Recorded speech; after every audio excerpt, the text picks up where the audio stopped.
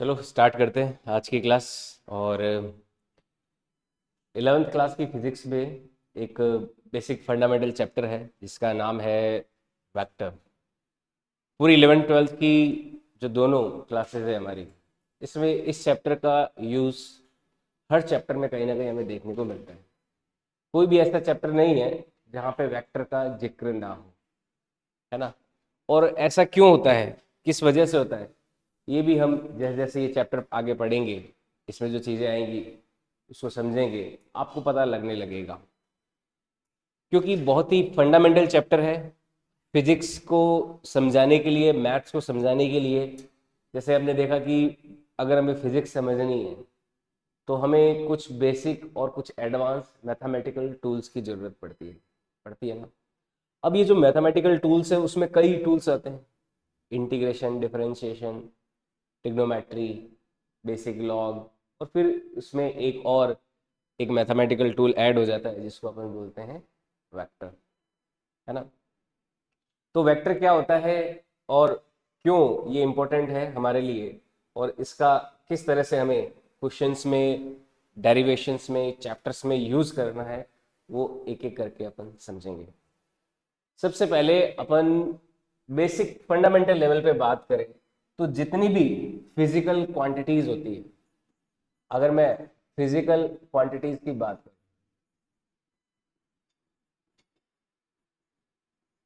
Physical quantities देखो क्या होती है, ऐसी क्वांटिटीज जिनको हम मेजर कर सकते हैं। ऐसी क्वांटिटी जिनको क्या कर सकते हैं, मेजर कर सकते हैं, वो क्वांटिटीज क्या कहलाती है, फिजिकल क्वांटिटीज कहलाती है।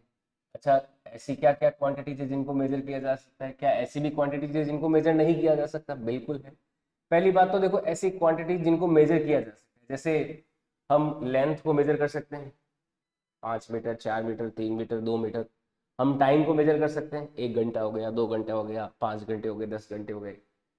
तो ये जो मेजर की जा सकने वाली क्वांटिटीज होती है वो होती है फिजिकल क्वांटिटीज, है ना। तो साइंस में जितनी भी फिजिकल क्वांटिटी है, अच्छा क्या क्वांटिटी ऐसी भी है जो मेजर नहीं की जा सकती? बिल्कुल है।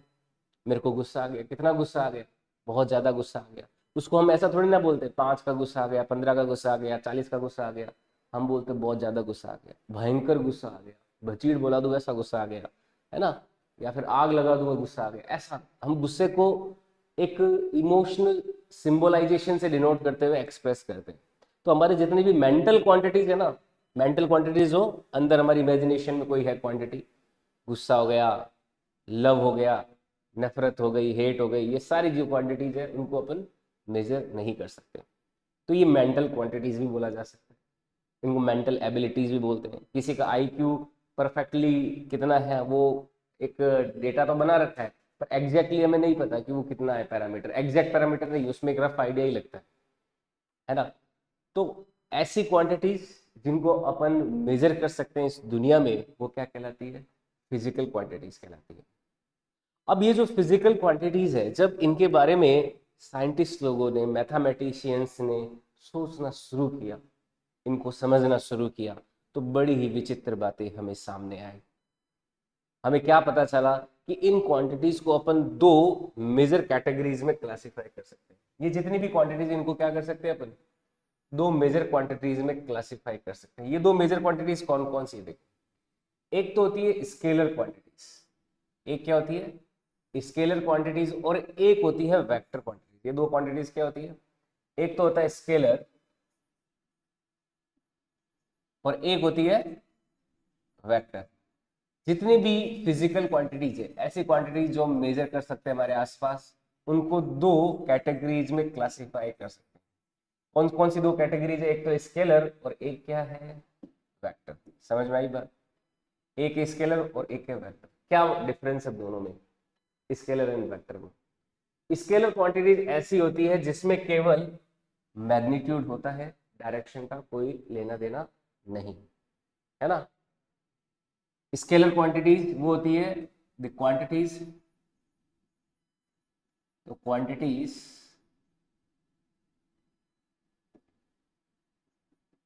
Having only magnitude, having only magnitude.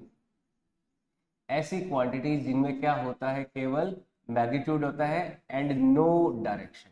कोई डायरेक्शन की रिक्वायरमेंट नहीं होती है। ऐसी क्वांटिटीज क्या कहलाती है?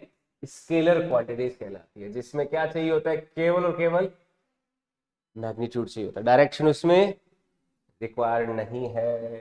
क्या एग्जाम्पल है ऐसी क्वांटिटीज के? एग्जाम्पल के तौर पे जैसे मास हो गया। मास क्या है? एक स्केलर क्वांटिटी है। मास क्या है? Scalar quantity. आप 60 किलो के हो, 80 किलो के हो, तो इसमें कोई डायरेक्शन का रोल है क्या कि भाई तुम पूर्व दिशा में 60 किलो के हो, ईस्ट डायरेक्शन में तुम 60 किलो के हो, वेस्ट डायरेक्शन में तुम 80 किलो के जाओगे? ऐसा है क्या? आप 60 किलो ईस्ट में भी रहोगे, वेस्ट में भी रहोगे, नॉर्थ में भी रहोगे, साउथ में भी रहोगे, ऊपर भी रहोगे, नीचे में, हर डायरेक्शन का क्या रहोगे? 60 किलो के हो तो 60 किलो के ही रहोगे। आपके वजन में कोई चेंज आएगा? नहीं आएगा। नहीं आएगा ना। तो यहां पर मास क्या है? एक स्केलर क्वांटिटी। मास के साथ केवल और केवल मैग्नीट्यूड। मैग्नीट्यूड का मतलब क्या? जो न्यूमेरिकल वैल्यू है, 5 किलो, 10 किलो, जो नंबर होता है ना, ये क्या कहलाता है? मैग्नीट्यूड कहलाता है। तो उतना ही हमें क्या है? काफी है हमारे लिए। मास के बारे में 60 किलो, 70 किलो, 80 किलो, यही जानकारी हमारे लिए क्या है? काफी है। डायरेक्शन का इसके साथ कोई एसोसिएशन नहीं है। तो मास क्या है? एक वेक्टर क्वांटिटी है। इसके अलावा वेक्टर क्वांटिटी देखो, स्केलर क्वांटिटी, इसके अलावा स्केलर क्वांटिटी कौन कौन सी है? जैसे टेम्परेचर। अभी गर्मी बहुत पड़ रही है, तो टेम्परेचर कितना जा रहा है? 45 डिग्री चला जा रहा है, 50 डिग्री चला जा रहा है। तो टेम्परेचर का आप क्या देखते हो? केवल मैग्नीट्यूड ही देखते हो ना? अखबार में या फिर टीवी में या मोबाइल में क्या देखते हो? केवल वैल्यू देखते हो। 45 डिग्री हो गया ऐसा, 42 डिग्री हो गया, 50 डिग्री हो गया, आप मैग्नीट्यूड ही तो देखते हो। आप क्या ये देखते हो कि नहीं बीकानेर के ईस्ट डायरेक्शन में तो 45 डिग्री था, बीकानेर के वेस्ट डायरेक्शन में इतना था? कोई डायरेक्शन का कोई लेना है क्या? कोई लेन देन नहीं। तो टेम्परेचर भी क्या है? एक स्केलर क्वांटिटी ही है। ठीक इसी तरह से जो टाइम को मेजर करते हैं, 5 सेकेंड, 10 सेकेंड, 20 सेकेंड, 1 घंटा, 2 घंटा, तो टाइम के साथ भी कोई डायरेक्शन एसोसिएटेड नहीं है। टाइम भी क्या है? हमारी एक स्केलर क्वांटिटी है। समझ में आई बात? टाइम भी क्या है? स्केलर क्वांटिटी है। टाइम एक स्केलर क्वांटिटी है ना? तो स्केलर क्वांटिटीज कौन सी होती है? जिनमें केवल मैग्नीट्यूड होता है, कोई डायरेक्शन नहीं होती। समझ में आई बात? लेकिन कुछ क्वांटिटी ऐसी है जिनमें क्या चाहिए होता है? मैग्नीट्यूड, यानी कि जो न्यूमेरिकल वैल्यू है वो तो चाहिए ही चाहिए, उसके साथ साथ क्या चाहिए? हमें डायरेक्शन का भी नॉलेज होना चाहिए, है ना? तो वेक्टर क्वांटिटीज क्या होती है? ऐसी क्वांटिटीज जिनमें मैग्नीट्यूड और डायरेक्शन दोनों होता है। तो वेक्टर क्वांटिटीज क्या होती है? द क्वांटिटीज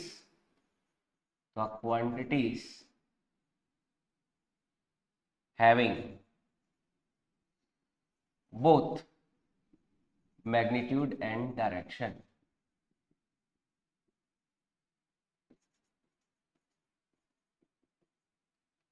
ठीक है? तो ऐसी क्वांटिटीज जिनमें दोनों होती है, magnitude and direction, having only magnitude and not direction. जिनमें डायरेक्शन नहीं होती, केवल मैग्नीट्यूड होता है, वो तो हो गया स्केलर। जिसमें मैग्नीट्यूड डायरेक्शन दोनों होती है वो क्या होती है? वेक्टर क्वांटिटी होती है। अब देखो वेक्टर क्वांटिटी के एग्जांपल्स को समझना ध्यान से। एग्जांपल के तौर पे, जैसे वेक्टर क्वांटिटी के एग्जांपल क्या होते हैं? एक बहुत ही प्यारा एग्जांपल है फोर्स। फोर्स क्या है? वेक्टर क्वांटिटी होता है। कैसे है फोर्स वेक्टर क्वांटिटी? क्योंकि इसके पास डायरेक्शन और मैग्नीट्यूड दोनों होता है। जैसे मान लीजिए कोई पहाड़ पे आप घूमने गए हो, छुट्टियां हो गई है, बढ़िया एकदम, और पहाड़ों पे घूमने गए हैं, है ना? कहाँ पे गए हो घूमने? गए ही नहीं, सोचने में पैसे थोड़ा ना लगते हैं। बताओ कहाँ गए हो? चलो हम चले गए स्विट्जरलैंड। स्विट्जरलैंड। जब पैसे लग ही नहीं रहे हैं तो कोई और महंगी जगह जाए ना। अपन स्विट्जरलैंड गए मान लो, तो स्विट्जरलैंड गए, ये मान लो है रमेश और ये है सुरेश। ठीक है? वो कौन सी 5 स्टार टॉफी वाले रमेश सुरेश। अब सुरेश क्या है? पहाड़ से नीचे गिर रहा है। तो सुरेश क्या करेगा? रमेश को मुझे बचाओ। सुरेश क्या हो रहा है? नीचे गिर रहा है, गिरने को है, और रमेश क्या है? उसको बचाने वाला है। अब सुरेश जो है रमेश को कहता है कि रमेश भाई मेरे को 10 न्यूटन का फोर्स दे दे, मैं बच जाऊंगा, है ना। अब जो रमेश है वो 10 न्यूटन का फोर्स, अगर रमेश की फिजिक्स अच्छी नहीं है, उसको नहीं पता कि फोर्स एक वेक्टर क्वांटिटी है, तो रमेश जो है 10 न्यूटन का फोर्स इस तरफ दे सकता है और इस तरफ उसका हाथ खींच सकता है। भाई रमेश क्या बोलेगा अदालत में कि मेरे को तो 10 न्यूटन फोर्स की बात हुई थी, मैं 10 न्यूटन का फोर्स इधर दूं या फिर 10 न्यूटन का फोर्स इधर दूं, उससे थोड़ा ना मैटर करता है। अगर रमेश सुरेश को 10 न्यूटन का फोर्स इधर दे देता है तो क्या होगा, कौन गिर जाएगा, सुरेश नीचे गिर जाएगा। सुरेश की बचने की उम्मीद 1% थी, वो 0% तक चली जाएगी। लेकिन रमेश सुरेश को अगर इधर खींच लेता है, 10 न्यूटन का फोर्स इधर दे देता है, तो सुरेश क्या हो जाएगा, बच जाएगा। तो एक 10 न्यूटन का फोर्स जो किसी के मौत का कारण बन सकता है, तो वही 10 न्यूटन का फोर्स उसके जिंदगी के बचने का कारण भी बन सकता है। तो यहां पर केवल 10 न्यूटन की इंपॉर्टेंस नहीं है, 10 न्यूटन किधर लगा रहे हो उसकी भी इंपॉर्टेंस है। नहीं, दो दोस्तों में झगड़ा हो जाए, झगड़ा नहीं हुए मान लो, और अपन खड़े होकर उसको ऐसे धक्का दे, धक्का देने का मतलब क्या हो गया, भाग जाए यहाँ से, वो तो क्या करेगा, दोनों में दूरियां बढ़ाएगा। लेकिन उसको अपनी ओर खींच लें कि आजा बैला, एकदम कंधे पे है ना, तो वो क्या होगा, आपकी आपको नजदीक लेके आएगा, आपकी बॉन्डिंग को और मजबूत करेगा। तो यहाँ पर फोर्स की डायरेक्शन क्या है, उसका बड़ा इंपॉर्टेंस है। फोर्स के मैग्नीट्यूड 10 न्यूटन, 5 न्यूटन, 15 न्यूटन, ये जो मैग्नीट्यूड, इसके साथ साथ क्या चाहिए हमें, डायरेक्शन का भी नॉलेज होना जरूरी है। बिना डायरेक्शन के फोर्स किधर लगाया जा रहा है, कहाँ लगाया जा रहा है, इसका कोई सेंस नहीं बनता। क्योंकि एक फोर्स जो जिंदगी बचाने का काम कर सकता है, तो यही फोर्स जिंदगी लेने का भी काम कर सकता है, अगर डायरेक्शन प्रॉपर डिफाइंड ना हो, है ना। ठीक ऐसे ही एक और क्वांटिटी होती है जिसको अपन बोलते हैं वेलोसिटी। क्या बोलते हैं इसको, वेलोसिटी। वेलोसिटी क्या होती है, एक वेक्टर क्वांटिटी है ना। जैसे आपको बोल दिया जाए कि 40 किलोमीटर पर हार की स्पीड से जाके तुम सामान लेके आ जाओ। अब 40 किलोमीटर पर हार की आप स्पीड, जो वेलोसिटी आपने बाइक में एक्वायर तो कर ली, लेकिन किस डायरेक्शन में करी, है ना। आप मान लो इधर किया तो इधर कुछ और आ जाएगा, इधर गए तो कुछ और आ जाएगा, आपको डायरेक्शन देनी पड़ेगी ना उसको, कि नहीं मैं इधर जाऊंगा या इधर जाऊंगा। जैसे मान लो आपको जयपुर रोड पे खड़ा कर दिया जाए, है ना, मैं बोलता हूँ जयपुर रोड, इधर से तुम 100 किलोमीटर पर आवर की स्पीड से जाओ, 4 घंटे में जयपुर पहुंच जाओ। तो अब मैं क्या बोलूंगा आपको, इधर जा, बोलूंगा ना इधर जा, मैं उधर थोड़ा बोलूंगा, उधर जाएगा तो फिर जैसलमेर पहुंच जाएगा, इधर जाएगा तो जयपुर पहुंच सकता है। तो किधर को कोई डायरेक्शन दे रहे हैं, उसकी इंपॉर्टेंस है या नहीं है ना। तो वेलोसिटी के लिए क्या चाहिए, मैग्नीट्यूड के साथ साथ उसकी डायरेक्शन भी चाहिए। इसके अलावा कुछ और है क्वांटिटी, जैसे डिस्प्लेसमेंट हो गया। डिस्प्लेसमेंट भी क्या है, एक वेक्टर क्वांटिटी है।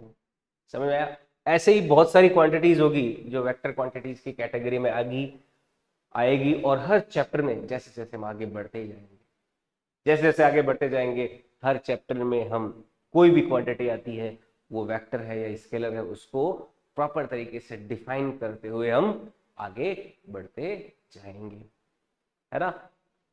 कौन सी क्वांटिटी वेक्टर है, कौन सी स्केलर है, ये सारी चीजें अपन डिफाइन करते जाएंगे। कभी फोर्स आएगा, कभी मोमेंट ऑफ इनर्शिया आएगा, कभी टॉर्क आएगा, कभी जितनी भी क्वांटिटीज आती है, जैसे जैसे हम चैप्टर्स में पढ़ते जाते हैं उनको क्लासिफाई करते जाते हैं, ये वेक्टर है या स्केलर है। समझ में आई बात। तो ये एक बेसिक फंडामेंटल डिफरेंस है इस दुनिया में पाई जाने वाली, इस दुनिया में जितनी भी अपन ने फिजिकल क्वांटिटीज डिफाइन की है, उनको दो फंडामेंटल कैटेगरीज में डिफाइन कर सकते हैं, जो कि कौन सी होती है, स्केलर एंड वेक्टर। समझ में आया बात। तो ऐसी क्वांटिटीज को, जो वेक्टर क्वांटिटीज है, उनको डील करना थोड़ा सा कॉम्प्लेक्स होता है। उसी कॉम्प्लेक्सिटी को समझने के लिए हमें ये पूरा चैप्टर पढ़ना होता है। स्केलर क्वांटिटीज को डील करना बड़ा आसान है ना। जैसे आपको 1 किलो सेव दे दूं, फिर 1 किलो सेव के साथ फिर 2 किलो सेव और दे दूं, तो कितने किलो सेव हो गए, 3 किलो। इसके लिए कोई अलग से मैथ सही है क्या, जो आपने बहुत पहले पढ़ा, बचपन में पढ़ा, जो मैथ्स के सिंपल से प्रिंसिपल पढ़े, उससे आप क्या पता लगा पा रहे हो, आसानी से पता लगा पा रहे हो। तो स्केलर क्वांटिटीज के साथ डीलिंग करना is easy, but vector quantities के साथ डील करना आसान नहीं होता है। उनके साथ डील करने के लिए हमें वेक्टर के कुछ इंपॉर्टेंट प्रिंसिपल्स की जरूरत पड़ती है, वो अपन इस चैप्टर में सीखते हैं एक एक करके। तो फटाफट इसको नोट कर लीजिए, फिर आगे बढ़ते हैं।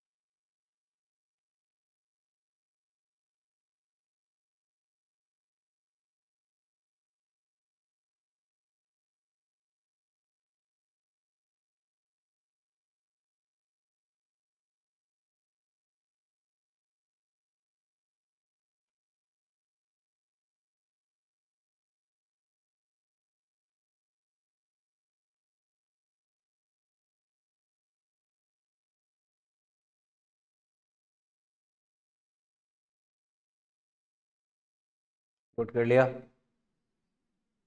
आगे बढ़े। अब देखो, जब वेक्टर के बारे में सब कुछ सीखना है तो वेक्टर को रिप्रेजेंट कैसे किया जाए वो भी हमें सीखना होगा, है ना। रिप्रेजेंटेशन ऑफ वेक्टर, नेक्स्ट देखो समझते हैं रिप्रेजेंटेशन ऑफ वेक्टर।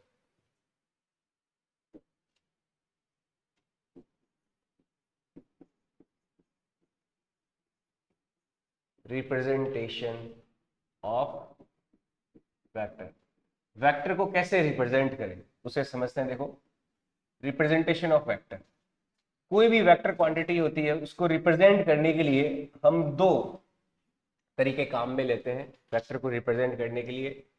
एक तो होता है मैथमेटिकली और एक होता है जियोमेट्रिकली।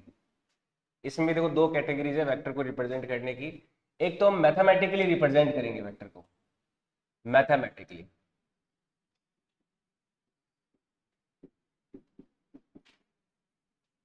एक अपन मैथमेटिकली रिप्रेजेंट करेंगे और एक करेंगे ज्योमेट्रिकली, एक करेंगे ज्योमेट्रिकली।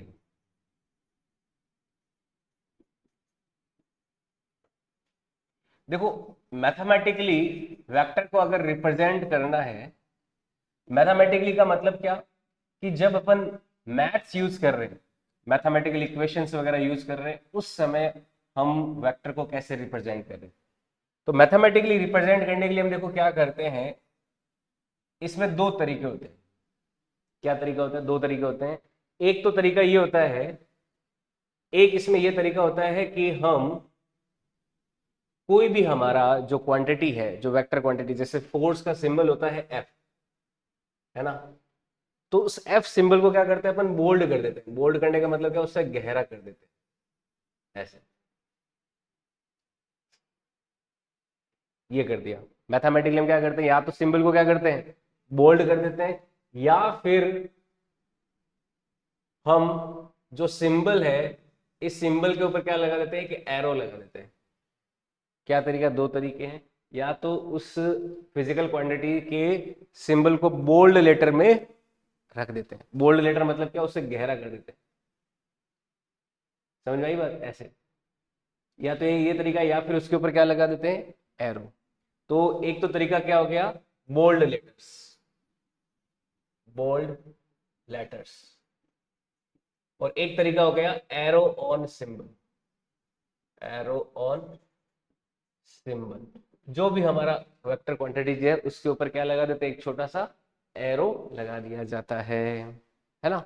अब देखो ये दोनों चीजें क्यों दी गई थी, जो पुराना समय था जब अपन बुक्स वगैरह लिखनी हमने शुरू की, उस समय क्या था कि सिंबल के ऊपर एरो लगाना जो है बड़ा कॉम्प्लेक्स काम होता था। आप कीबोर्ड टाइप करते हो ना कंप्यूटर में, तो लेटर तो आपने लिख दिया, लेटर के ऊपर एरो लगाना मुश्किल काम है ना। तो उस समय लेटर के ऊपर एरो लगाना मुश्किल काम था, लेकिन लेटर को बोल्ड करना आसान था। तो इसलिए क्या चला, ये ट्रेंड चला, बुक्स वगैरह में लेटर्स बोल्ड किए जाते हैं। ये जनरली किस में प्रेफर किया जाता है, इन बुक्स। आप बुक्स में देखोगे, जो पुराने वाली बुक्स होती थी ना, उसमें जो वेक्टर क्वांटिटीज उनमें क्या यूज किया जाता था, बोल्ड लेटर यूज किया जाता है। आजकल तो एरो ज्यादा यूज करने लग गए हैं, लेकिन फिर भी बुक्स वगैरह जब आप पढ़ोगे, न्यूमेरिकल्स अगर आप देखोगे, तो वहां पे आप लेटर्स को बोल्ड किया हुआ देखोगे, है ना। और दूसरा जो मेथड है, लेटर के ऊपर एरो। अब कॉपी में आप बोल्ड करने बैठे तो क्या करोगे, कॉपी का पेज फाड़ दोगे, आप पेज आर पार कर दोगे ना, ऐसे, है ना। तो कॉपी के अंदर फिजिबिलिटी क्या है, नोटबुक के अंदर जो स्टूडेंट्स के लिए लेटर लिखा और उसके ऊपर क्या लगा दिया, एरो लगा दिया। तो कॉपी के अंदर फिजिबिलिटी किसकी रहती है, लेटर के ऊपर एरो की। तो ये किसके अंदर बढ़िया रहता है, इन नोटबुक्स, इन नोटबुक्स। जो हैंड रिटन नोट्स बनाते हैं ना, उसमें ये सबसे फिजिबल तरीका रहता है ना, क्योंकि उसमें बोल्ड करने में अपन को फिजिबिलिटी नहीं रहती, आसान नहीं रहता। तो ये जो दो तरीके होते हैं वेक्टर्स को रिप्रेजेंट करने के, एक तो बोल्ड लेटर्स, और एक क्या हो गया, किसी भी लेटर के ऊपर एरो बना दो। तो हम मैथमेटिकली क्या कर सकते हैं, वेक्टर्स को इस तरह से रिप्रेजेंट कर सकते हैं। जब भी अपन किसी वेक्टर क्वांटिटी को ऐड कर रहे हैं, सब्ट्रैक्ट कर रहे हैं, मल्टीप्लाई कर रहे हैं, कुछ भी कर रहे हैं, तो उस समय हम इन दो सिंबल्स का यूज करेंगे, है ना। जैसे फोर्स का पोजीशन के साथ मल्टीप्लिकेशन करना है, तो यहाँ पे F vector cross R vector ऐसे लिखेंगे इसको, है ना। सिंपली ऐसे नहीं लिख देंगे कि force into position F into R, ऐसे नहीं, क्योंकि दोनों वेक्टर क्वांटिटी है तो दिखाना पड़ेगा, उसके ऊपर क्या लिखना पड़ेगा, हमें एरो बनाना पड़ेगा। समझ आई बात। तो ये तो होता है mathematical way of representing vectors. फिर दूसरा तरीका, ज्योमेट्रिकली हम वेक्टर्स को कैसे रिप्रेजेंट करें। ज्योमेट्रिकली वेक्टर्स को रिप्रेजेंट करने के लिए हम क्या करते हैं, हम बनाते हैं एरो। मतलब किसी ज्योमेट्री में दिखाना है ना, ज्योमेट्री में दिखाने के लिए मान लो जैसे कोई गाड़ी है, गाड़ी में हमने दिया धक्का। जैसे गाड़ी है, गाड़ी के पहिए भी बना देते हैं, ये गाड़ी है, इस गाड़ी को हमें धक्का देना है, ठीक है। गाड़ी है और गाड़ी को क्या देना है, धक्का। अब गाड़ी को धक्का देने के लिए हमने मान लो कोई 10 न्यूटन या 20 न्यूटन का फोर्स दिया, तो हम वो 20 न्यूटन का फोर्स किधर दे रहे हैं, किस तरफ दे रहे हैं, उसको दिखाने के लिए हम क्या करेंगे, एरो यूज करेंगे, है ना। तो कोई भी वेक्टर क्वांटिटी को ज्योमेट्रिकली रिप्रेजेंट करना है, ये ज्योमेट्री ना डायग्राम है, डायग्राम में रिप्रेजेंट करने के लिए हम क्या दिखा देते हैं, एरो। ये हमने 20 न्यूटन का फोर्स किधर दिया है, इस तरफ दिया है। अगर 20 न्यूटन का फोर्स इस तरफ देते तो एरो किधर दिखा देता, मैं पीछे की ओर दिखा देता। तो हम यहाँ पे क्या करते हैं, एरो का यूज करते हैं। जैसे ये एक एरो हो गया ज्योमेट्रिकली, पूरा एक बड़ा सारा एरो। ये एरो जो है, इसमें ये तो हो जाती है टेल, इसको क्या बोलते हैं, टेल। और इसको बोलते हैं हेड। ये तो है सिर, और ये क्या है, पूंछ। समझ में आई बात।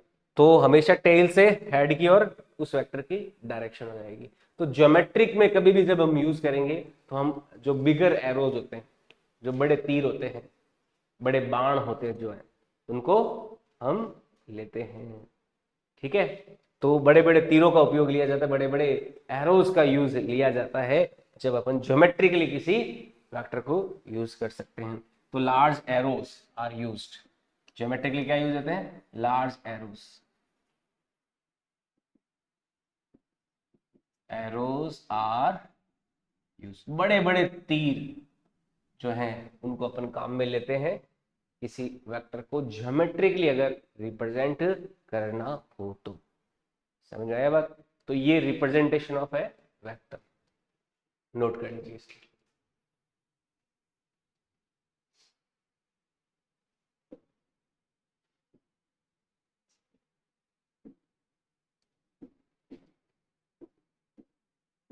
ओके, ये है representation of vector mathematically and geometrically.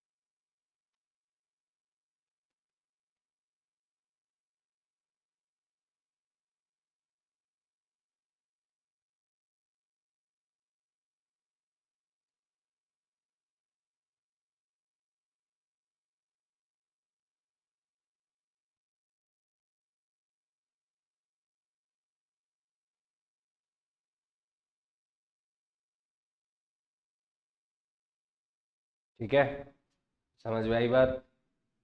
ये है वेक्टर को रिप्रेजेंट करने का तरीका। अब देखो, ये है वेक्टर को रिप्रेजेंट करने का तरीका। मैं बार बार ये जो बात बोल रहा हूं, मैग्नीट्यूड मैग्नीट्यूड मैग्नीट्यूड, तो ये मैग्नीट्यूड क्या होता है इसको अपन समझते हैं। मैग्नीट्यूड ऑफ वेक्टर, किसी भी वेक्टर का मैग्नीट्यूड से क्या मतलब है ना? ये मैग्नीट्यूड वर्ड जो है बार बार आ रहा है, तो इसको समझते हैं कि what is mean by magnitude. तो वेक्टर के मैग्नीट्यूड से देखो क्या मतलब है, जो वेक्टर की न्यूमेरिकल वैल्यू है ना, जैसे 5 न्यूटन 10 न्यूटन फोर्स के लिए अपन यूज कर रहे हैं, डिस्प्लेसमेंट के लिए मान लो 5 मीटर 20 मीटर 15 मीटर ऐसे यूज कर रहे हैं।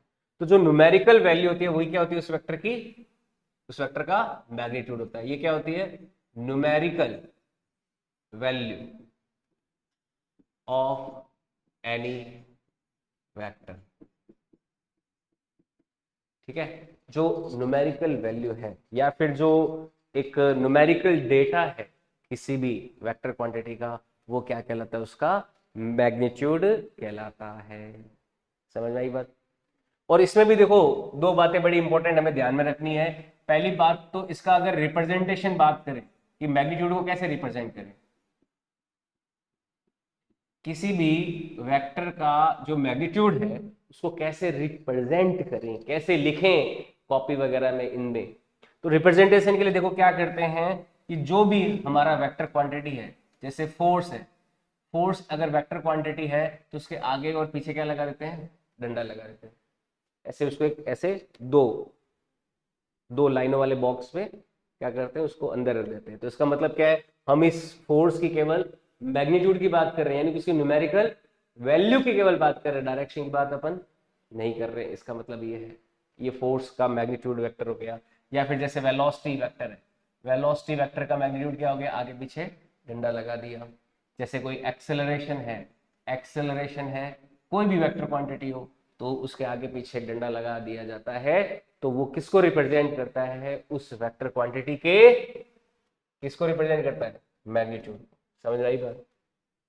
तो इस तरह से वेक्टर के मैग्नीट्यूड को रिप्रेजेंट किया जाता है। इसके अलावा एक और बात ध्यान रखना कि अगर कोई वेक्टर को हमने लार्ज एरो से इंडिकेट किया है, किसी वेक्टर को किससे इंडिकेट किया है, लार्ज बड़े एरो से इंडिकेट किया है, तो उस वेक्टर का क्या, उस वेक्टर का जो लेंथ होगा यहां से यहां तक का, है ना, जैसे यहां से यहां तक की ये जो लेंथ है ना, ये जो लेंथ यहां से यहां तक, ये जो लेंथ होगी ना इस वेक्टर की, ये किसके इंडिकेट करेगी, इस वेक्टर के मैग्नीट्यूड को इंडिकेट करेगी, है ना। जो एरो होगा ज्योमेट्रिकली अगर किसी वेक्टर को हमने रिप्रेजेंट किया है, ठीक है, तो उस एरो की जो लेंथ है वो उस वेक्टर के मैग्नीट्यूड को रिप्रेजेंट करती है। तो यहां पर एक पॉइंट ध्यान में रखना है कि length of any vector length of any vector represented by arrow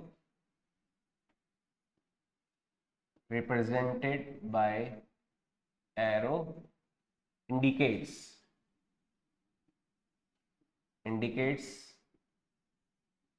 magnitude of vector। तो कोई भी वेक्टर का हमने रिप्रेजेंटेशन किसी एरो से किया है तो उस एरो की जो लेंथ होगी वो किसको इंडिकेट करेगी, उस वेक्टर के मैग्नीट्यूड को। जैसे एग्जांपल के तौर पे कोई फोर्स 10 न्यूटन का है तो ये लेंथ है, 5 न्यूटन का हो गया तो लेंथ क्या हो जाएगी उसकी, आधी हो जाएगी। मान लो 10 न्यूटन का है, ये किसका हो जाएगा फिर, 5 न्यूटन का। तो 10 न्यूटन वाले वेक्टर की लेंथ 10 मीटर है तो 5 न्यूटन वाले वेक्टर की लेंथ क्या हो जाएगी, उसकी आधी हो जाएगी। समझ में आया बात। तो किसी भी एरो की जो लेंथ होती है वो किसको रिप्रेजेंट करती है, उस वेक्टर के मैग्नीट्यूड को रिप्रेजेंट करती है। समझ में आई बात। तो ये वेक्टर के मैग्नीट्यूड के बारे में हमें पॉइंट्स ध्यान में रखना है। मैग्नीट्यूड ऑफ वेक्टर क्या होता है, किसी भी वेक्टर की जो न्यूमेरिकल वैल्यू होती है, मतलब उसमें से डायरेक्शन को हम हटा दें तो पीछे क्या रह जाएगा, खाली मैग्नीट्यूड रह जाएगा ना। वही न्यूमेरिकल वैल्यू क्या कहलाता है, मैग्नीट्यूड ऑफ वेक्टर कहलाता है। और उसको रिप्रेजेंट कैसे करते हैं, जो भी वेक्टर का सिंबल है उसके आगे पीछे दो डंडे लगा दीजिए, वही क्या हो जाता है, वेक्टर का मैग्नीट्यूड हो जाता है। या फिर ज्योमेट्रिकली कोई एरो बनाया हमने बहुत सारा बड़ा, तो उस एरो की जो लेंथ है वो क्या हो जाएगी, उसका मैग्नीट्यूड हो जाएगी। ठीक है, नोट कर लीजिए इसको फटाफट।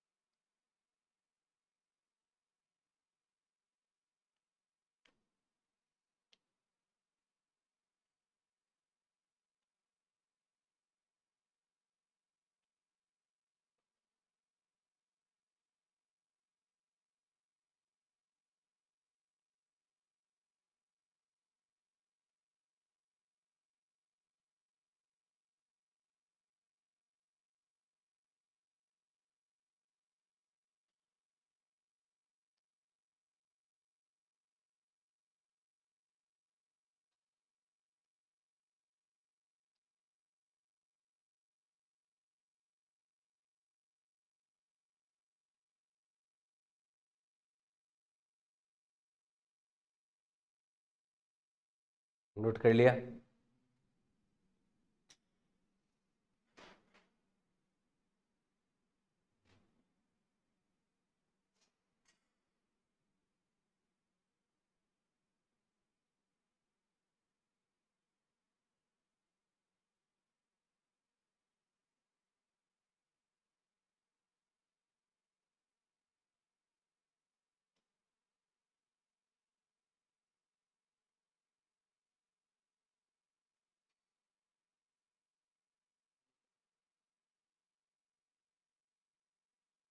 ठीक है, नेक्स्ट देखो, मैग्नीट्यूड ऑफ वेक्टर के बाद में नेक्स्ट अपन समझते हैं एंगल बिटवीन टू वेक्टर्स। दो वेक्टर्स के बीच में एंगल क्या हो, एंगल बिटवीन टू वेक्टर्स। कोई दो वेक्टर हैं, उन दोनों वेक्टर के बीच में एंगल से हमारा क्या मतलब होगा, बड़ा ही इंपॉर्टेंट पॉइंट है ये, ध्यान रखना। यहाँ पे बहुत ज्यादा गड़बड़ होने के चांसेस रहते हैं, तो इसको आप स्पेशली ध्यान रखना कि दो वेक्टर जो है उनके बीच में एंगल देखो क्या होगा। जैसे ये एक वेक्टर हो गया, ठीक है, अब एक वेक्टर ये हो गया, ये दोनों वेक्टर है। इन दोनों वेक्टर के बीच में एंगल जो है देखो, दो एंगल हो सकते हैं। एक तो ये एंगल हो सकता है और एक एंगल क्या हो सकता है, अगर मैं इस वेक्टर को आगे की ओर एक्सटेंड करूं तो ये भी तो एंगल हो सकता है। तो ये θ1 हो सकता है, ये θ2, ये दोनों एंगल हो सकते हैं इन दोनों एंगल वेक्टर्स के बीच में। तो यहाँ पे कंफ्यूजन होने के बड़े चांसेस हैं कि दो वेक्टर के बीच में एंगल कौन सा लिया जाएगा। तो यहाँ पर देखो एक पॉइंट हमें ध्यान में रखना होता है एंगल बिटवीन वेक्टर के लिए, कि जब कोई दो वेक्टर्स को टेल से टेल जोड़ दिया जाए, किससे, टेल से टेल, जैसे अभी इसका तो हेड है और इस दूसरे वाले वेक्टर का क्या है, टेल, लेकिन हमें क्या चाहिए, दोनों वेक्टर का क्या जुड़ा होना चाहिए, इसका भी टेल और इसका भी टेल। तो इसको हमने आगे बढ़ाया, तो आगे बढ़ाओगे तो इसका टेल आ जाएगा, टेल से टेल के बीच का जो स्मॉलर एंगल होता है जब दो वेक्टर को टेल से टेल जोड़ते हैं, और उसे जोड़ने के बाद जो स्मॉलर एंगल है, जो छोटा वाला एंगल है, एक्यूट एंगल जो है, वही क्या होता है, हमारा एंगल बिटवीन वेक्टर होता है। तो ये हमारा एंगल बिटवीन वेक्टर नहीं कहलाएगा, ये एंगल बिटवीन वेक्टर कहलाएगा, क्योंकि इस केस में देखो इस वेक्टर की टेल यहां पर है ना, है या नहीं है। अब इस केस में इस वेक्टर की टेल यहां पर, लेकिन इस वेक्टर की जो टेल है, अगर उसको यहां पर लेके आना है तो इसको आगे की ओर एक्सटेंड करना पड़ेगा ना। तो देखो तभी क्या आएगा, इसकी टेल यहां पे आएगी, समझ रहे हो, इसको आगे बढ़ाओगे तभी तो टेल इसकी यहाँ पे आएगी। तो टेल से टेल के बीच में जब दो वेक्टर को रखते हैं तो उनके बीच का जो एंगल होता है वही क्या होता है, एंगल बिटवीन वेक्टर होता है। अब देखो दो वेक्टर, जैसे एक वेक्टर ये है और एक वेक्टर ये है, तो इनके बीच का देखो एक तो एंगल ये है θ1, और एक एंगल ये बाहर वाला भी हो सकता है θ2। लेकिन मैंने क्या बताया कि जब दो कोई वेक्टर को टेल से टेल जोड़ा जाता है तो उनमें जो स्मॉलर एंगल है वही क्या होगा, angle between vector.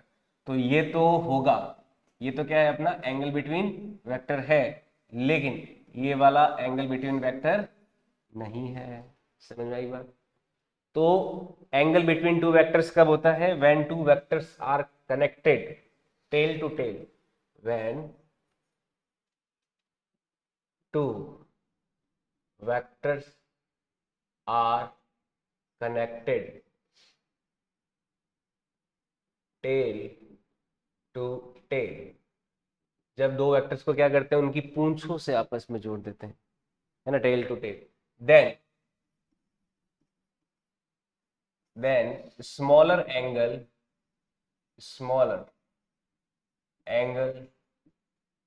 between them is called angle between vector, is defined as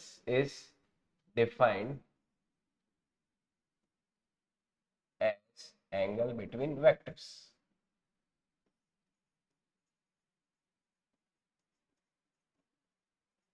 ठीक है, तो ये पॉइंट नोट कर लीजिए एंगल बिटवीन वेक्टर्स के लिए। और इसको और रिप्रेजेंट अच्छे से करने के लिए, जैसे मान लीजिए दो वेक्टर है और दो वेक्टर्स के बीच में ये एंगल 120 डिग्री है, ये एंगल हमें दे रखा हो 120 डिग्री, लेकिन ये एंगल बिटवीन वेक्टर नहीं कहलाएगा। एंगल बिटवीन वेक्टर की वैल्यू के लिए हमें क्या करना पड़ेगा, जैसे ये हमें एंगल निकालना पड़ेगा, तो इसकी वैल्यू क्या हो जाएगी, 180 माइनस 120, जो कितनी हो जाती है, 60 डिग्री, है ना। इन दोनों एंगल का सम कितना होता है, 180 डिग्री होता है। तो उस 180 में से 120 घटाया तो कितना बच जाएगा, 60 डिग्री। तो इन दोनों वेक्टर्स के बीच में, ये वेक्टर मान लो ए है और ये वेक्टर बी है, तो इन ए और बी के बीच में एंगल कितना है, 60 डिग्री कहा जाएगा, 120 डिग्री नहीं कहेंगे। समझ में आई बात। तो ये होता है एंगल बिटवीन टू वेक्टर्स, बड़ा important point, angle between two vectors.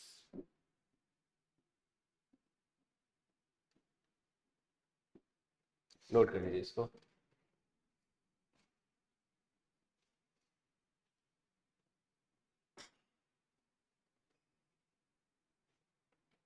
जो जब दो वेक्टर्स को टेल से टेल कनेक्ट किया जाए तो उनके बीच बनने वाला जो स्मॉलर एंगल होता है वो क्या कहलाता है, एंगल बिटवीन टू वेक्टर्स कहलाता है।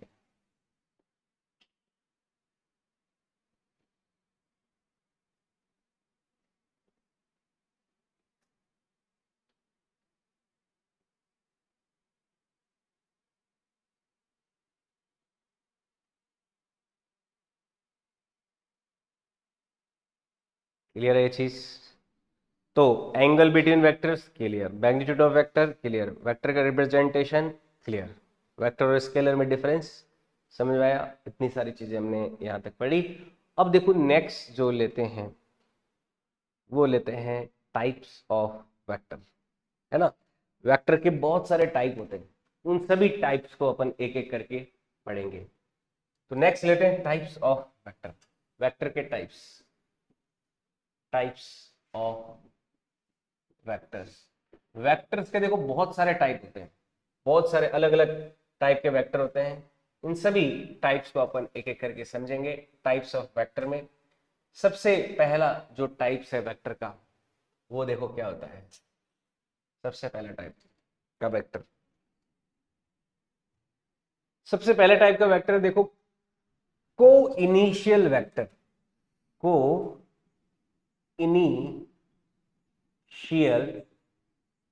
वेक्टर, ये वेक्टर का सबसे पहला टाइप है। देखो को इनिशियल वेक्टर, को इनिशियल, को मतलब कॉमन और इनिशियल मतलब ऐसे दो वेक्टर जिनका इनिशिएशन क्या है, कॉमन हो रखा है, जिनकी शुरुआत क्या है, कॉमन है ना। को इनिशियल वेक्टर्स क्या होते हैं, ऐसे वेक्टर्स जिनका कॉमन बिगिनिंग है, कॉमन इनिशियल, इनिशिएट जो हो रहे हैं वो कॉमन हो रहे हैं, ऐसे वेक्टर्स क्या कहलाते हैं, को इनिशियल वेक्टर कहलाते हैं। जैसे को इनिशियल वेक्टर को कैसे रिप्रेजेंट करेंगे, एक वेक्टर ए है वो यहां से शुरू हुआ यहां तक गया, तो वेक्टर बी जो है मान लो यहां से शुरू हुआ यहां तक गया, वेक्टर सी जो है यहां से शुरू हुआ यहां तक गया, तो ये तीनों वेक्टर जो है ए, ये वेक्टर बी और ये वेक्टर सी, ये तीनों वेक्टर क्या है, को इनिशियल वेक्टर्स हैं। ऐसे वेक्टर्स जिनका स्टार्टिंग पॉइंट क्या हो, कॉमन हो, वो क्या कहलाते हैं, को इनिशियल वेक्टर कहलाते हैं। तो इसको लिखना हो तो लिख भी सकते हैं लैंग्वेज में, vectors having common starting point, vectors having, vectors having common starting point, ऐसे वेक्टर्स जिनका स्टार्टिंग पॉइंट क्या होता है, कॉमन होता है ना, सेम होता है, वो क्या कहलाते हैं, को इनिशियल वेक्टर्स कहलाते हैं। फिर दूसरे टाइप का वेक्टर देखते हैं, समझ में आया को इनिशियल वेक्टर्स की कहानी, को इनिशियल वेक्टर्स। दूसरे टाइप का वेक्टर ये हो गया को लीनियर वेक्टर्स। दूसरा टाइप क्या है, को लीनियर वेक्टर्स। को लीनियर वेक्टर्स क्या होते हैं, ऐसे वेक्टर्स जिनका लीनियर मतलब क्या, लाइन, लीनियर मतलब क्या, लाइन। तो ऐसे वेक्टर जो एक ही लाइन में हो, है ना, वो क्या कहलाते हैं, को लीनियर वेक्टर्स कहलाएंगे। जैसे एक वेक्टर यहां पर है, उसी लाइन में, उसी लाइन में अपन आगे बढ़े, जैसे ये लाइन चल रही है इसी लाइन में आगे बढ़े, तो इसी लाइन में दूसरा अगर वेक्टर हो तो वो क्या कहलाएगा, इसका को लीनियर वेक्टर कहलाएगा। एक दूसरा वेक्टर है जो इसी लाइन में है, ठीक है, ये वेक्टर ए हो गया और ये वेक्टर बी हो गया, तो ये दोनों क्या हैं, को लीनियर वेक्टर्स हैं। Vectors on A same line, vectors on A same line. अगर दो वेक्टर्स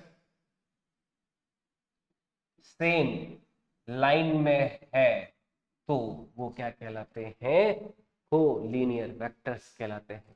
तो को इनिशियल वेक्टर, को लीनियर वेक्टर, ये दो इंपॉर्टेंट टाइप, और भी बहुत सारे टाइप चलते रहेंगे, एक एक करके सभी जो टाइप्स ऑफ वेक्टर हैं इनको अपन समझने वाले हैं।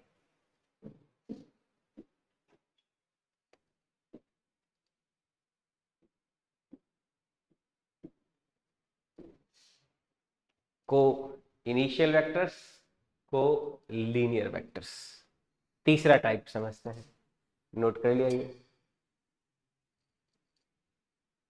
तो को इनिशियल जिनका स्टार्टिंग पॉइंट कॉमन हो वो तो को इनिशियल। को लीनियर वेक्टर्स जो सेम लाइन पर हो वो को लीनियर होते हैं।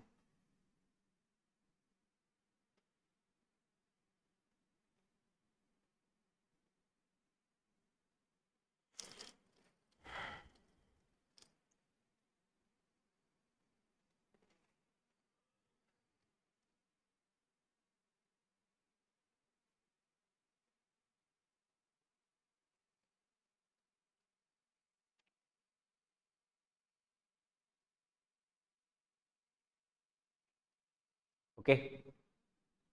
तीसरा टाइप ऑफ वेक्टर देखो, तीसरा टाइप ऑफ वेक्टर होता है को प्लेनर वेक्टर। जो थर्ड टाइप ऑफ वेक्टर है यह है को प्लेनर वेक्टर्स।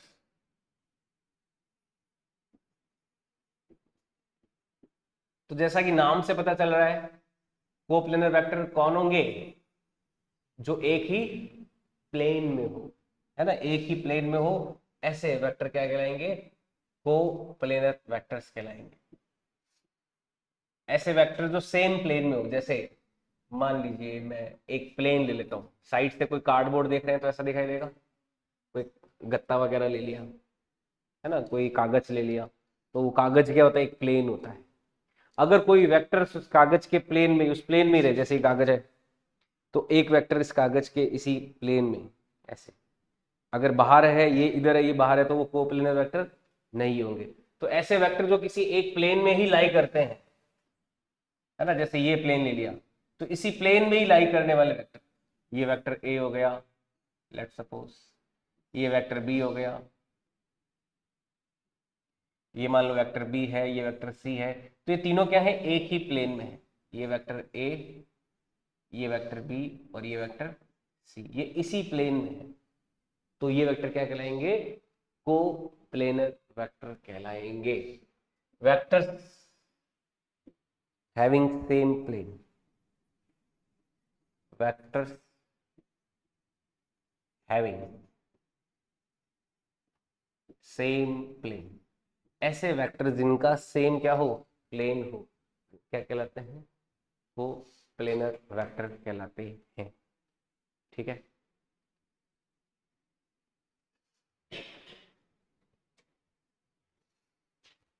ऐसे वेक्टर जो सेम प्लेन में हो वो को प्लेनर वेक्टर कहलाते हैं। तो हो गया को इनिशियल, को लीनियर, को प्लेनर। नेक्स्ट देखो type, fourth type. Next fourth type कौन सा? Parallel vector. फोर्थ टाइप है parallel vectors. Parallel vectors, parallel क्या होता है? दो वेक्टर जो सेम डायरेक्शन में हो, दो वेक्टर जो किधर को हो? सेम डायरेक्शन में हो, तो वो क्या कहलाएंगे? पैरेलल वेक्टर कहलाएंगे। जैसे एक वेक्टर इस डायरेक्शन में है और दूसरा वेक्टर भी सेम उसी डायरेक्शन में होना चाहिए। ये वेक्टर ए हो गया और ये वेक्टर बी हो गया, तो ए पैरेलल टू क्या बोलेंगे इसको? वेक्टर बी बोलेंगे। ए पैरेलल टू क्या बोलेंगे? बी। ठीक है। पैरेलल का सिंबल क्या होता है? ए पैरेलल, पैरेलल के दो दो छोटे छोटे डंडे यूज किए जाते हैं, तो ए पैरेलल टू बी, ये पैरेलल वेक्टर्स। तो पैरेलल वेक्टर्स कौन हो जाएंगे? Vectors having same direction, vectors having same directions. तो ऐसे वेक्टर जिनकी सेम डायरेक्शन होती है वो क्या कहलाते हैं? पैरेलल वेक्टर्स कहलाते हैं। पैरेलल वेक्टर के साथ साथ एंटी पैरेलल वेक्टर भी देखें, तो एंटी पैरेलल वेक्टर क्या हो जाएंगे? जस्ट अपोजिट डायरेक्शन हो, anti parallel vectors, anti parallel. Anti parallel vectors हो जाएंगे ऐसे वेक्टर जो जस्ट अपोजिट डायरेक्शन हो जिनकी, है ना, एंटी पैरेलल वेक्टर्स जिनकी डायरेक्शन क्या हो? Just opposite, just reverse. जैसे एक वेक्टर की डायरेक्शन इस तरफ है और दूसरा वेक्टर जस्ट अपोजिट डायरेक्शन, है ना, ये एंटी पैरेलल वेक्टर्स कहलाते हैं। ये वेक्टर ए हो गया, ये वेक्टर बी हो गया। ऐसे वेक्टर जो एक दूसरे के जस्ट अपोजिट डायरेक्शन में होते हैं, vectors having just opposite direction, vectors having just opposite direction, vectors having just opposite direction. ऐसे वेक्टर जिनका जस्ट अपोजिट क्या हो? डायरेक्शन, एक इधर को जाता है तो एक इधर को जाता है, वो क्या कहलाता है? एंटी पैरेलल वेक्टर्स कहलाते हैं। नोट कर लीजिए इसको।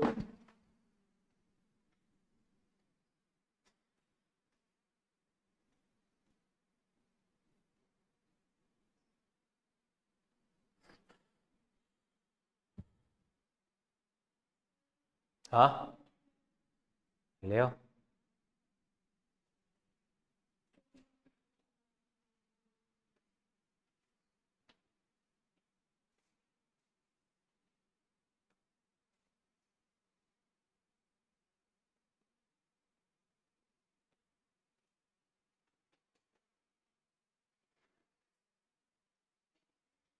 समझ में आया? बताओ।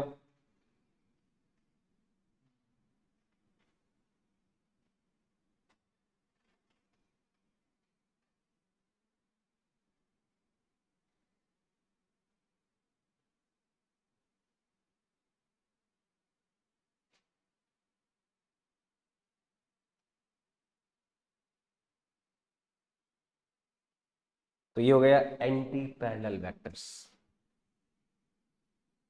आगे बढ़े। नेक्स्ट देखो, सिक्स टाइप ऑफ वेक्टर जो है, ये पांच तरह के वेक्टर हो गए। जो सिक्स टाइप है वेक्टर का, वो है आइडेंटिकल वेक्टर्स।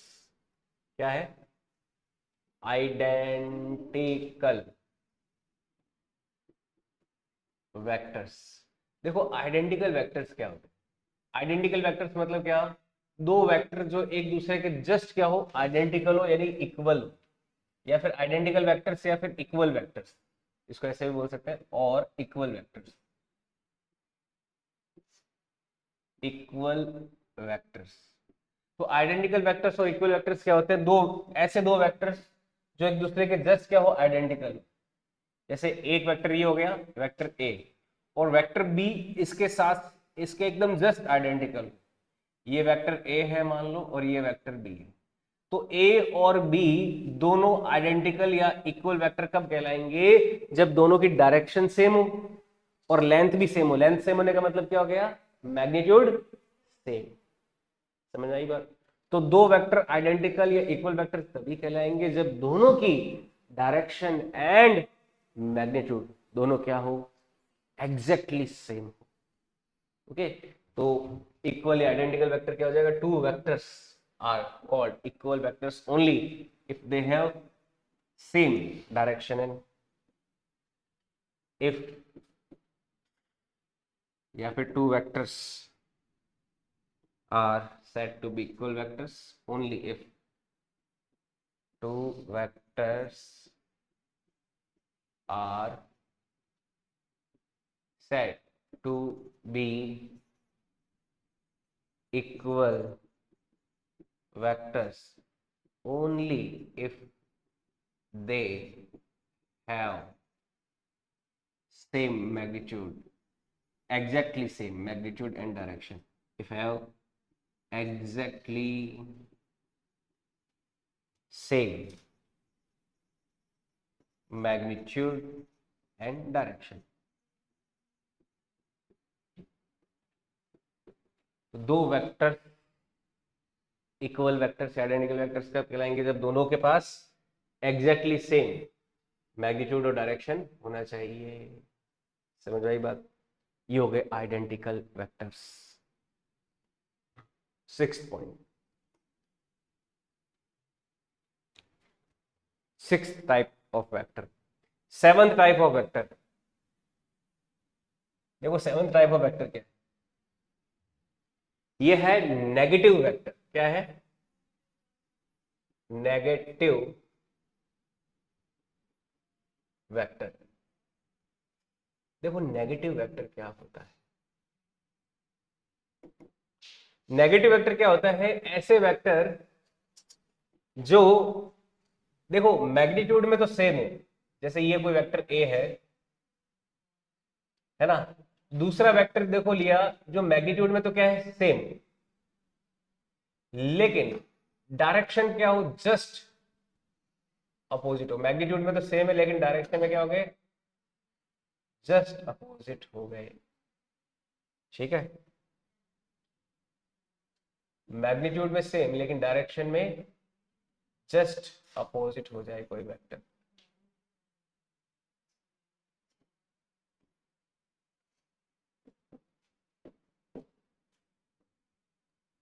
मैग्नीट्यूड में सेम लेकिन डायरेक्शन में जस्ट अपोजिट। ये कोई वेक्टर ए है, ये कोई वेक्टर बी है। देखो ए को क्या बोलेंगे, माइनस ऑफ बी बोल देंगे, क्योंकि इन दोनों की क्या है, मैग्नीट्यूड सेम है लेकिन डायरेक्शन क्या है, just opposite. Having same magnitude but direction just opposite. Negative vector क्या होता है, having same direction same magnitude but direction just opposite. Having same magnitude, magnitude same होने का मतलब क्या, उनकी लेंथ सेम है, दोनों की लेंथ क्या इक्वल है ना, ए और बी की लेंथ, तो मैग्नीट्यूड क्या दोनों का सेम है लेकिन डायरेक्शन क्या जस्ट अपोजिट। वही बात हो गई, 10 न्यूटन का धक्का दे रहे हो या 10 न्यूटन से खींच रहे हो, 10 न्यूटन धक्का देने वाला और खींचने वाला दोनों क्या हो गए, एक दूसरे के नेगेटिव हो गए, अपोजिट वेक्टर हो गए। इनको नेगेटिव या अपोजिट वेक्टर भी बोलते हैं, having same magnitude but opposite direction.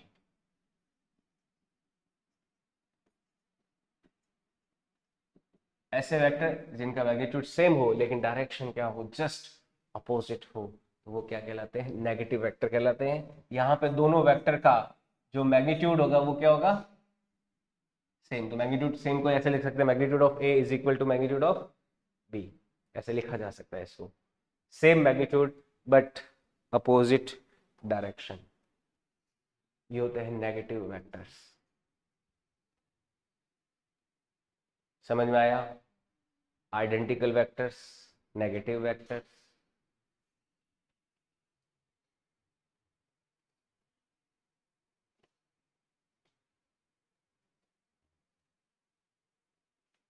Okay, next 8th type of vector, note कर लिया।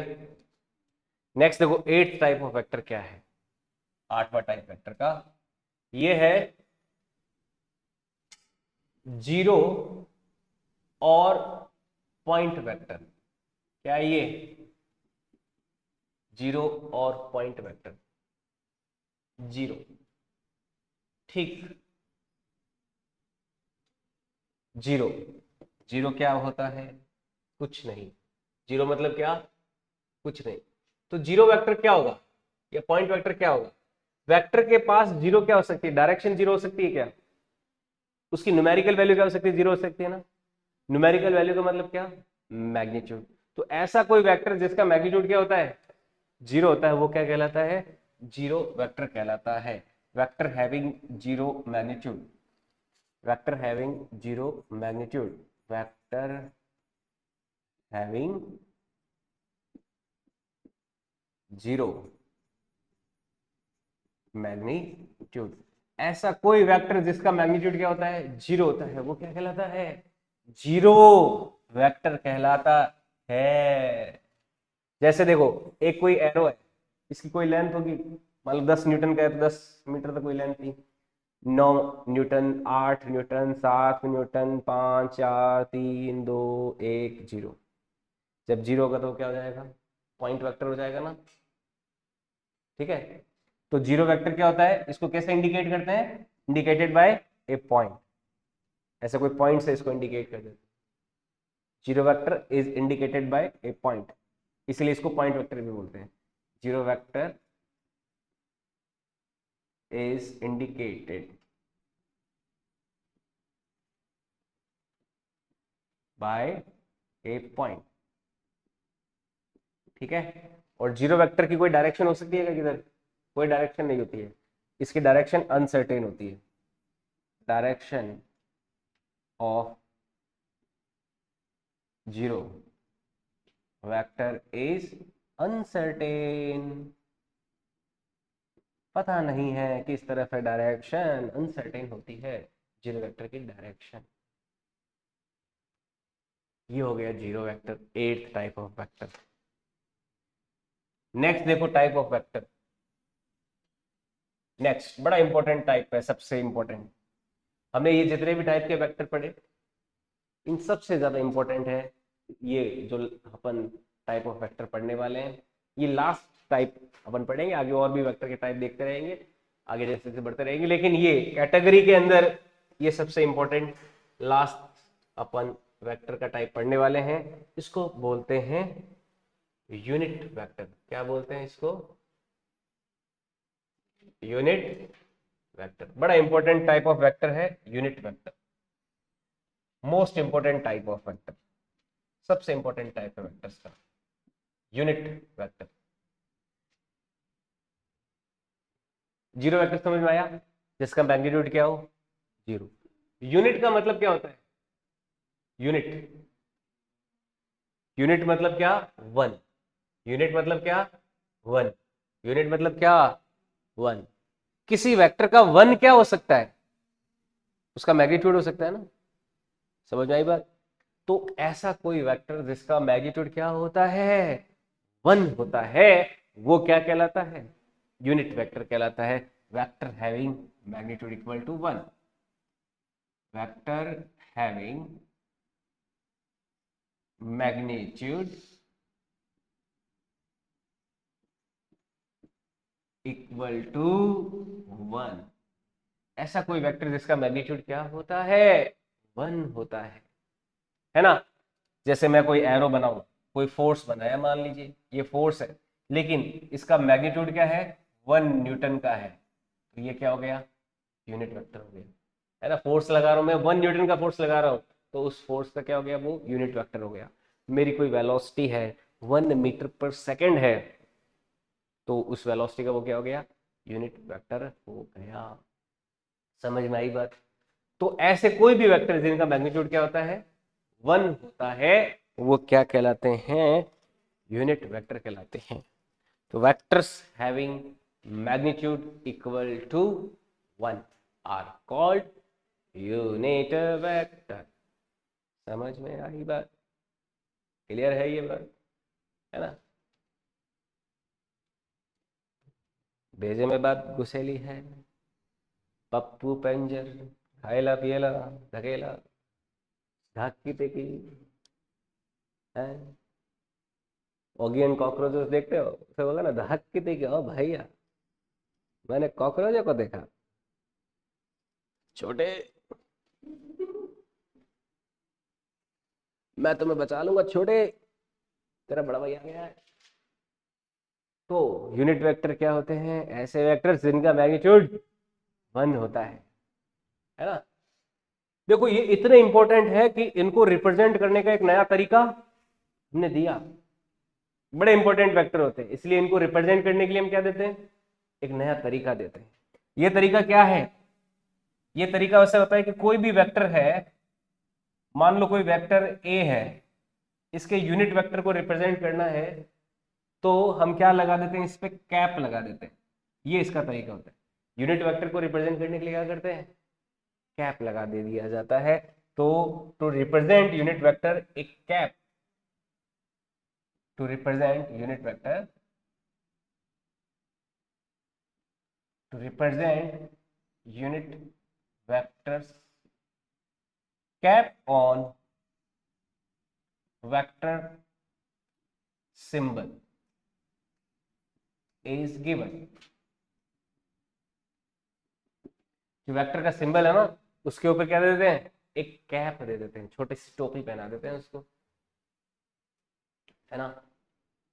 छोटा सा एक टोपी पहना के उसको एक सिंबलाइज कर देते हैं, क्योंकि यूनिट वेक्टर बड़ा इंपॉर्टेंट है मैथमेटिकल कैलकुलेशंस में, न्यूमेरिकल्स में, हर जगह बड़ी इंपॉर्टेंस है इस यूनिट वेक्टर की।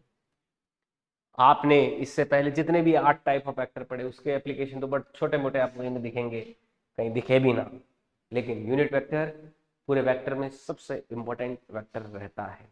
ऐसा कोई वेक्टर जिसका मैग्नीट्यूड क्या होता है? वन होता है। ठीक है, नोट कर लिया।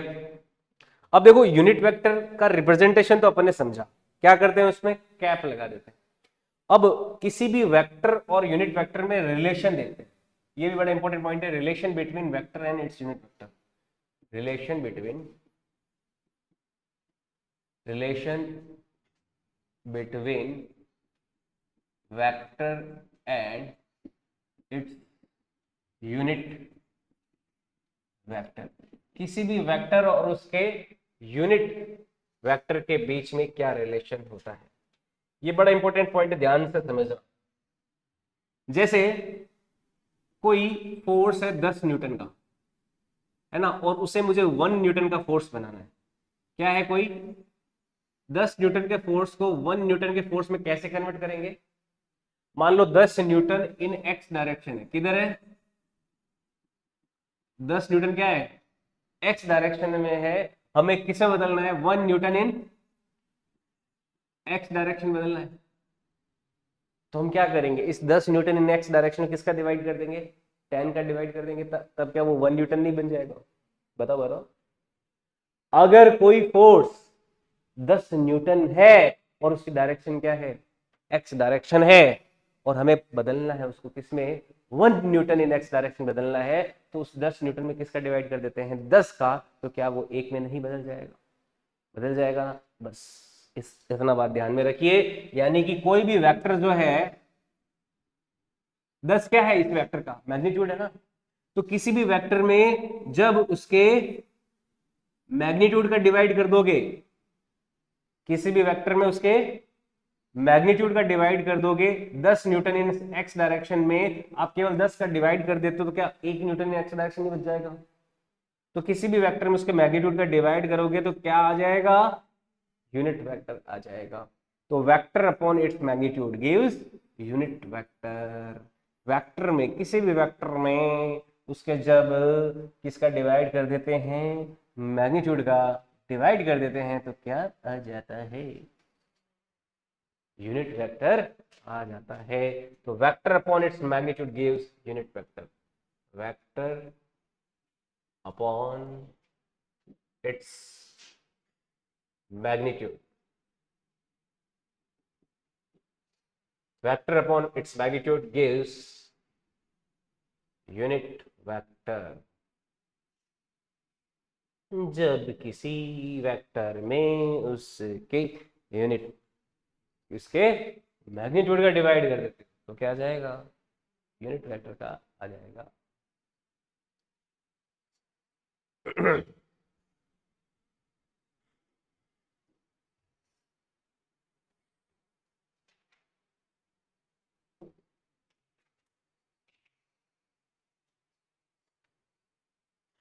बड़ा इंपॉर्टेंट पॉइंट है ये, अपन को कई न्यूमेरिकल्स में, क्वेश्चंस में काम में आता है। यूनिट वेक्टर, किसी भी वेक्टर में उसके मैग्नीट्यूड का डिवाइड कर दीजिए तो क्या आ जाएगा, यूनिट वेक्टर आ जाएगा। क्लियर है ये चीज कैसे आई, सीधी सी बात है। 10 न्यूटन फोर्स एक्स डायरेक्शन में लग रहा है, उस 10 न्यूटन एक्स डायरेक्शन वाले फोर्स को 1 न्यूटन एक्स डायरेक्शन वाले फोर्स में कन्वर्ट करना है, तो किसका डिवाइड कर दोगे भाई साहब, 10 का डिवाइड कर दोगे ना, बस यही तो करना है। ये करते ही तो वेक्टर में उसके मैग्नीट्यूड का डिवाइड कर दो तो क्या आ जाएगा, यूनिट वेक्टर आ जाएगा। That's how unit vectors are defined. बड़ा इंपॉर्टेंट होते हैं यूनिट वेक्टर्स। इन यूनिट वेक्टर्स ने हमें एक्चुअल में जो 3D ज्योमेट्री होती है उसको समझने का एक रास्ता दिया, है ना। अभी भारत पाकिस्तान युद्ध हुआ तो हमारा कौन सा डिफेंस था जिसने उनकी मिसाइल S-400 था ना। तो S-400 में जो मिसाइल गई उसमें पूरी फिजिक्स थी, है ना। वहां पे जो कंप्यूटर लगे हुए थे वो पूरा कैलकुलेट कर रहे थे कि वो किस स्पीड से आ रही है और उसका 3 डायमेंशन में कोऑर्डिनेट क्या है। तो पूरा उसको भी वेक्टर चाहिए ना, मिसाइल को वेक्टर ही तो चाहिए कि किस डायरेक्शन में मिसाइल को प्रोजेक्ट करना है। स्पीड तो देनी है, स्पीड और डायरेक्शन दोनों क्या करनी है, उसको एडजस्ट करनी, एडजस्ट करके सीधा वो क्या करता है, जो बम आ रहा है या जो ड्रोन आ रहा है उसको इंटरसेप्ट करके उड़ा देता। तो वहां पर उस डिफेंस सिस्टम को बनाने के लिए क्या चाहिए, वेक्टर का नॉलेज होना चाहिए, नहीं होना चाहिए। क्यों, क्योंकि उसमें क्या चाहिए, डायरेक्शन और मैग्नीट्यूड दोनों चाहिए ना। मिसाइल किस वेलोसिटी से जाएगी और किस डायरेक्शन में जाएगी, तभी तो बम उड़ेगा, है ना, तभी तो इंटरसेप्ट कर पाएंगे। तो फिजिक्स बड़ी इंपॉर्टेंट है कि नहीं। इसी फिजिक्स ने आज कितने ही लोगों की जान बचा ली। बड़ा युद्ध बहुत ज़्यादा लंबा खींचता, पाकिस्तान को पता चला कि इनका S-400 डिफेंस सिस्टम बड़ा स्ट्रांग है, युद्ध समझौता कर लेते हैं, युद्ध विराम कर लेते हैं, क्योंकि वो मिसाइलें भेजेंगे, कोई मतलब वाली बात है नहीं, इधर तो गिरेगी नहीं, इधर गिरी नहीं, सब चीज़ें इंटरसेप्ट हो रही थी। तो उन्होंने सोचा कि अभी युद्ध विराम कर लेते हैं, हम भी अपना डिफेंस सिस्टम स्ट्रांग कर लेते हैं, बाद में युद्ध करेंगे। नहीं, अभी युद्ध करने में घाटा है। भारत जो मिसाइलें भेज रहा है उसमें से लगभग सारी वहां पर जाके गिरी है ना, कुछ ही वो इंटरसेप्ट कर ही नहीं पाए वो। तो ऐसा क्यों हुआ? क्योंकि अपन लोगों की फिजिक्स थोड़ी अच्छी थी, या फिर रसिया से अपन ने माल मंगा लिया। S-400 तो रसिया से आया था, अपन ने बनाया तो नहीं, अपने पास पैसा था इसलिए मंगवा लिया, है ना। बिजनेस अपन ने अच्छा किया, भारत में प्रोडक्शन अच्छा था हमारा, इसलिए मंगवा लिया। पर हमारी अगर फिजिक्स तैयार होती तो रशिया से थोड़ा ना मंगाना पड़ता, हम भी यहाँ पे तैयार कर देते, और कर भी रहे हैं, है ना। जैसे अभी न्यूज़ देख रहा था, तुर्की से रक्षा समझौता हमने खत्म कर लिया। तुर्की से पहले ये बम वगैरह हम भी लेन देन करते थे, उससे बंद कर दिया, क्योंकि तुर्की ने पाकिस्तान को सपोर्ट किया था, अभी युद्ध हुआ था तब। अब हमने तुर्की का जो अपोजिट कंट्री अर्मेनिया, उसके साथ डिफेंस कोलैबोरेशन किया है, उसको हम सप्लाई करेंगे गोला बारूद, है ना। तो कहने का मतलब ये है, युद्ध जब होता है तो भी उसमें फिजिक्स और साइंस काम आती है। आप ये देखिए कि आज से कई सालों पहले युद्ध होते रहते थे ना, आप हिस्ट्री पढ़ते हो, हिस्ट्री में आप 1945 से पहले देखो, वार्स वार्स वार्स, हर कंट्री क्या रहती थी, युद्ध में इन्वॉल्व रहती थी। इवन जो राजा महाराजा होते थे ना, पहले वाले, अपने पुराने जमाने के, वो अगर साल 2 साल तक युद्ध नहीं लड़ते थे ना, तो उनकी जो रानियां हैं वो उनको आके ताने मारने लगती थी, थकाई रहा राजाओ, खाली हाड तोड़ो अटा गद्दी माते बैठ, थारी कोई मतलब स्टोरी है ही को नहीं, एकदम वीर है हो या को नहीं, तो ऐसी कोई स्टोरी नहीं है आपकी कोई, जो होता है ना वो हॉनर वाली स्टोरी, जिसमें मैं प्राउड फील कर सके आपके बच्चे, आपकी पीढ़ी, कि हमारा राजा यहाँ, हाँ वो युद्ध लड़ियो, वो युद्ध लड़ियो, आपकी कोई कहानी नहीं है ऐसी। तो रानियां प्रेरित करती थी कि ये चूड़ियां पहन लो, तुम यहाँ बैठे हाथ तोड़ रहे हो, जाके युद्ध लड़ो।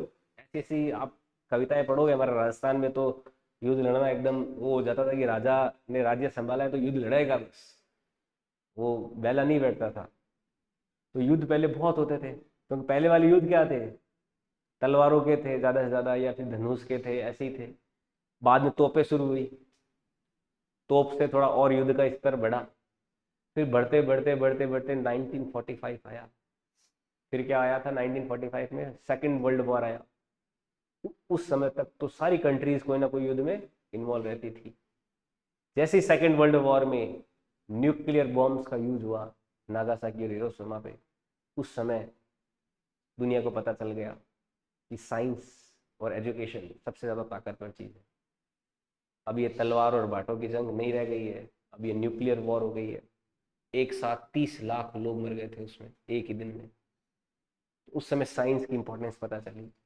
और साइंस, क्योंकि देखो हथियार इतने खतरनाक हो गए हैं कि अब सिविलाइजेशन जो है ना, ह्यूमन सिविलाइजेशन, उस पर बात आ गई है। जैसे अभी भारत पाकिस्तान का युद्ध हुआ था तो ऐसे बातें चल रही थी ना, न्यूक्लियर अटैक, न्यूक्लियर अटैक। कोई भी एक देश दूसरे पे न्यूक्लियर अटैक कर देता ना, मान लो पाकिस्तान की न्यूक्लियर मिसाइल इधर आ गई और इधर फूट गई, या पाकिस्तान में हमने फोड़ दी, तो उसके कॉन्सिक्वेंसेस खाली पाकिस्तान को भुगतने नहीं पड़ते, पूरे वर्ल्ड को भुगतने पड़ते, है ना। पाकिस्तान में तो मौतें होती होती, उसके रेडिएशन से भारत में भी फर्क पड़ता, उसकी जो धूल उड़ती उससे बादल वायु हो जाती, बादल होने के बाद में इस रीजन की जितनी भी फसलें वगैरह सब बर्बाद हो जाती, पूरी इकोलॉजी बर्बाद हो जाती, भारत में भी अब अकाल पड़ जाता, बहुत सारे इसके नकारात्मक प्रभाव होते। तो एक आयरन मैन मूवी है, उसमें जो टोनी स्टार्क होता है उससे पूछते हैं, वो क्या बोलता है कि the best weapons are those which we can never use. व सबसे ताकतवर हथियार वो होते हैं जिनको कभी भी यूज नहीं किया जा सकता। तो न्यूक्लियर बॉम्ब्स भी कुछ ऐसे हैं, we can never use those. और वो कहाँ से आए, साइंस से ही तो है। आज अगर न्यूक्लियर बॉम्ब नहीं होते ना, तो ये भारत पाकिस्तान 2-3 साल तक युद्ध खींच देते। वो मिसाइल फेंकनी है, वो फेंकनी है, उससे कंक्लूजन नहीं बैठा ना कि कौन ताकतवर है। भाई सारा जो लड़ाई होता है वो दो लोग लड़ रहे होते हैं, उसमें क्या होता है, यही तो साबित करने में कि मैं कितनी दरी तुम्हारी कितनी दरी, मैं थारी 10 दरी तुम्हारी 6 दरी, मैं जीत गया, है ना। वो ताकत का ही तो होता है सारा। लेकिन जब पता चल जाए कि दोनों के पास भयंकर ताकत है, ऐसी ताकत है कि किसी एक ने भी ट्रिगर दबा दिया तो दोनों उड़ेंगे, तब क्या हो जाता है, युद्ध वहीं शांत हो जाता है। तो ये कहाँ से आया, साइंस से आया। आपके जैसे ही बच्चे जो कैबिन में बैठ के, घर पे टेबल कुर्सी पे बैठ के, लैब में रिसर्च करते हुए, उन्होंने तो टाइम बॉम्ब बनाई, एटॉमिक बॉम्ब बनाई, न्यूक्लियर बॉम्ब बनाए, है ना। तो पढ़े लिखे बच्चों ने क्या किया, इन सभी युद्ध वगैरह को विराम दे दिया। तो फिजिक्स की इम्पोर्टेंस बहुत ज़्यादा है, साइंस की इम्पोर्टेंस बहुत ज़्यादा है।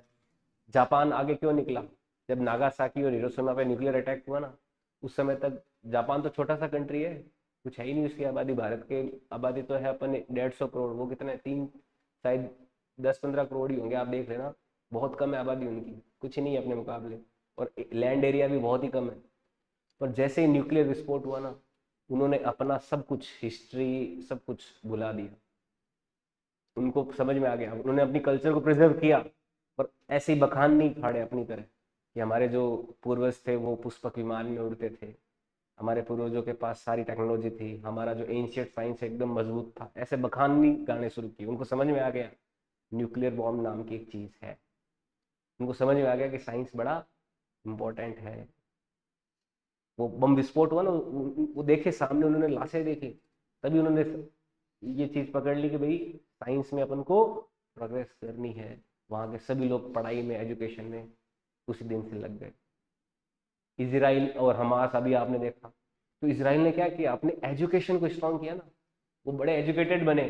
तभी तो इसराइल पहले छोटा था, हमास और फिलिस्तीन बहुत बड़े थे, पर वो छोटा था, इसराइलियों की संख्या बहुत कम थी, पर वो एजुकेट होते गए, अपने आप को पावरफुल बनाते गए, टेक्नोलॉजी का यूज करते गए, और आज इसराइल वर्ल्ड के टॉप पावरफुल कंट्रीज में से एक है। इतनी जबरदस्त पावर है उसके पास। Why, because of just education. वरना वो फिलिस्तीन और हमास वाले मिसाइलें फेंक देते हैं, मिसाइल वो फटाकों जैसी मिसाइलें होती हैं, उसका क्या फर्क पड़ेगा। आज कितनी खतरनाक मिसाइलें, कोऑर्डिनेट डालो कंप्यूटर पे, एंटर मारो, थम यम शम तड़ाम, ना एग्जैक्ट लोकेशन में जाके फटाका बोलता है। तो आजकल युद्ध का स्तर इतना बढ़ गया है, बिना एजुकेशन के युद्ध भी लड़ना संभव नहीं है ना। तो फिजिक्स को तैयार करो। ओके, आज के लिए इतना ही।